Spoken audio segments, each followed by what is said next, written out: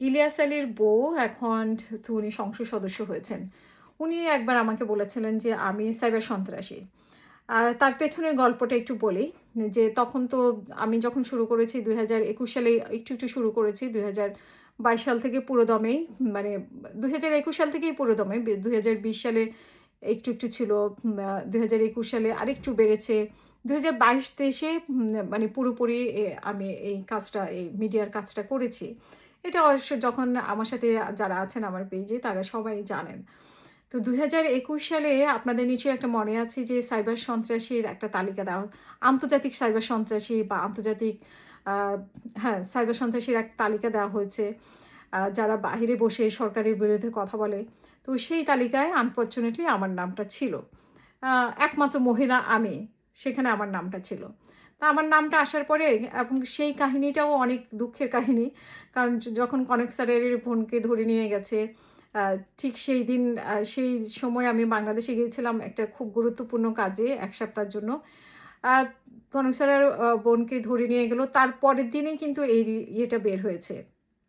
ওই তালিকাটা বের হয়েছে। তখন আনফরচুনেটলি আমি বাংলাদেশে। বাট করোনার কারণে আমার মাস্ক পরে থাকতে হতো। আর তাছাড়া আমি তো কাউকে বলে যাইনি যেহেতু গুরুত্বপূর্ণ কাজে গেছে। আর যখন আওয়ামী লীগ সরকার তো আমার উপরে ভীষণভাবে ক্ষিপ্ত ছিল। এমনিতেই স্বরাষ্ট্রমন্ত্রী তারপরে তথ্যমন্ত্রী সবসময় বলত যে আ বাইরে বসে এরা ষড়যন্ত্র করতেছে। এমনি হুমকি-ধমকি আ দেওয়া হতো। এদের পাসপোর্ট বাতিল করা হবে, এই করা হবে। বিভিন্ন ধরনের হুমকি-ধমকি। কিন্তু যাই হোক যেই কথাটা আসছিলাম যে কনক স্যারের বোনকে গ্রেপ্তার করা হলো তার পরের দিনই এই তালিকাটা প্রকাশ করা হলো। ১ম এ ১২ জনের তালিকা আ ইলিয়াস ভাই, তারপরে হচ্ছে যে দেলোয়ার ভাই, মেজর দেলোয়ার, তারপরে আরো অনেকেই ছিল সেখানে।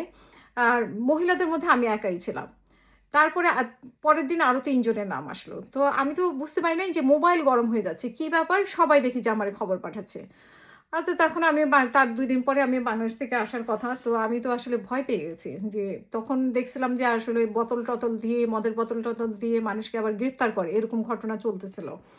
তো এটার জন্য আমি একটু ভয় পেয়েছিলাম যে আমাকে বিমানবন্দরে কি করা হয়। যাই হোক আল্লাহর রহমতে আমি আসতে পেরেছি। আসার পরে দেখলাম যে আমার আর গেস্ট আসে না। কি আওয়ামী লীগের গেস্ট গুলো আসে না। কেন আসে না? ফোন করলেই বলতেছে যে রব্বানির কথা আমার মনে আছে। রব্বানি বলতেছে যে, "আপা আপনাকে আমি টেক্সট দেখাবো যে ডিজিএফআই থেকে আমাকে বলছে যে আপনার প্রোগ্রামে যাইতে না। কারণ আপনি হচ্ছেন সাইবার সন্ত্রাসী।" এই গেল একজন। আরেকজন হচ্ছে যে আ ব্যারিস্টার তুরিন আফরোজ।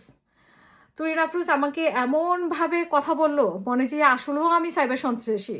আমি মনে হয় দেশ ধ্বংস করে ফেলছি এবং সাইবার এই যে এখন যুক্তরাষ্ট্র ইরানের বিরুদ্ধে বা ইরান যুক্তরাষ্ট্রের বিরুদ্ধে কি করছে, তার থেকে জঘন্য ঘটনা আমি ঘটায় ফেলছি।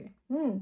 এরকমভাবে সে আমাকে কথা বলছে। তো আমি খুবই আপসেট হয়েছি। সেদিন আমি কান্নাও করছি এবং আমি যতজনকে ফোন করতাম আওয়ামী লীগ, বিএনপি ছাড়া যতজনকেই ফোন করতাম, তারাই আমাকে সাইবার সন্ত্রাসী হিসেবে ট্রিট করতো এবং খুব জঘন্য একটা মানে মনে হয় যে আমি মানে কি বলবো?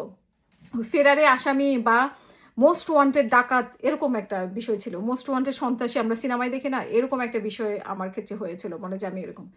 ঠিক এমন একটা সময়ে আমাকে বিএনপির অফিস থেকে কারণ আমি অনেক মানে নারী ভিকটিমদের নিয়ে আমি অনেক কাজ করতাম। কোথায় এখন কম করা হয় কারণ এখন আমি জানি না কেন এই রিকোয়েস্ট গুলো আসে না। কিন্তু আগে প্রায় আমি নারী ভিকটিমদেরকে নিয়ে কাজ করতাম। তখন বিএনপির অফিস থেকে আমি নাম বলব না কে বলেছে।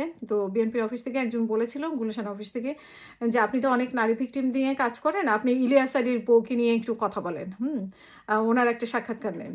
তো উনি নাম্বারও দিয়ে দিয়েছেন। তো আমি ফোন করেছি। ফোন করার পরে ইলিয়াস আলীর বউ আমাকে বলতেছে যে, ইয়ে হয়েছে, আপনি তো সাইবার সন্ত্রাসী। আপনি তো সাইবার সন্ত্রাসীর তালিকায় আছেন।" আমি বলছি, "কি বলেন আপনি?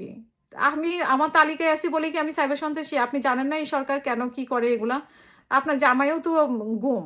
তো এখন এই সরকার তো এগুলোই করতেছে। তো আপনি আমাকে সাইবার সন্ত্রাসী বলতেছেন ওই সরকারের তালে। কয়, "হ্যাঁ, আপনি সাইবার সন্ত্রাসী। আপনার প্রোগ্রামে গেলে আমার ক্ষতি হবে।" আমি জানি না লুনা ভাবির এখনো সেটা মনে আছে কিনা। বাট আমি উনাকে মনে করিয়ে দিতে চাই। উনি আমাকে সন্ত্রাসী বলছে। আমি খুবই আপসেট হইছি। এবং আমি খুব আপসেট হয়ে আমার মনে হচ্ছে আসলেই কি আমি সন্ত্রাসী? মানে আমাকে এমনভাবে ট্রিট করা হচ্ছে, মানে লন্ডনে তো করাই হইছে। সোশ্যালি কিন্তু আমি অনেক বড় হ্যারাসমেন্ট এর শিকার হইছি তখন। বাংলাদেশ থেকেও আমার প্রোগ্রামে বিএনপি ছাড়া কেউ আসতো না তখন। মানে ৪-৬ মাস এরকম গেছে। আমি দিনের পর দিন কান্না করছি এটা নিয়ে। আর রুনা ভাবির মুখে যখন শুনছি তখন আমি খুবই আশ্চর্য হয়েছি। উনি আমাকে বলে যে, "না, আপনার প্রোগ্রামে যাওয়া যাবে না। আপনার প্রোগ্রামে গেলে আমার ক্ষতি হবে।" আমি বলছি, "ভাই, আপনার ক্ষতি তো এমনিই হয়ে গেছে। আমার প্রোগ্রামে আসলে আপনার ক্ষতি হবে। আর আপনি আমাকে মনে করতেছেন আমি সন্ত্রাসী?" কয়, "না, আপনি সন্ত্রাসী। আপনার তালিকায় নাম আসছে।" তারপরে ভাই আমি খুবই আপসেট হইছি। আমি রেখে দিছি। পরে যিনি আমাকে বলছেন, তাকে আমি ফোন করছি। ফোন করে আমি বলি যে, "ভাই, উনি তো আমাকে বলতেছে আমি সন্ত্রাসী।" তো উনিও হাসলেন কিছুক্ষণ। হেসে বলেন যে, "উনি নিজে একজন ভিকটিম।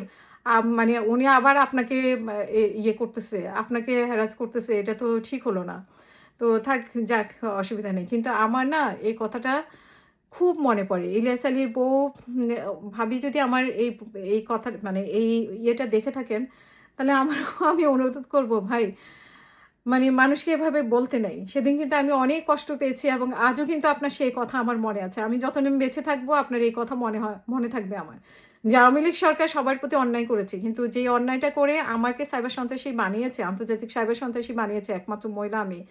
আপনি তখন আমাকে সান্ত্বনা না দিয়ে আপনি আমাকে বলছেন যে আমি সাইবার সন্ত্রাসী। আপনি এখন সংসদ সদস্য। সো আমি একজন মহিলা হিসেবে আপনি যে আমাকে কষ্ট দিয়েছেন, সেটা কিন্তু আমি মনে রেখেছি এবং আমি আশা করব যে কোনো মহিলাকে, মহিলা হয়ে কোনো মহিলাকে এবং আপনি একজন ভিকটিম হয়ে আরেকজনকে আপনি এইভাবে কথা বলবেন, এটা কিন্তু ঠিক না। আপনাকে এখনো কিন্তু অনেক কিছু মানে আমার মনে হয় আপনি স্বামী হারিয়েছেন, আ এবং আপনার জন্য আমাদের অনেক বেদনা ছিল। আমাদের টক শোতে অনেক আলোচনা হয়েছে। কিন্তু আপনি আমাকে যে কথা বলেছেন, সেই কথা আপনার মোটেও ঠিক হয়নি।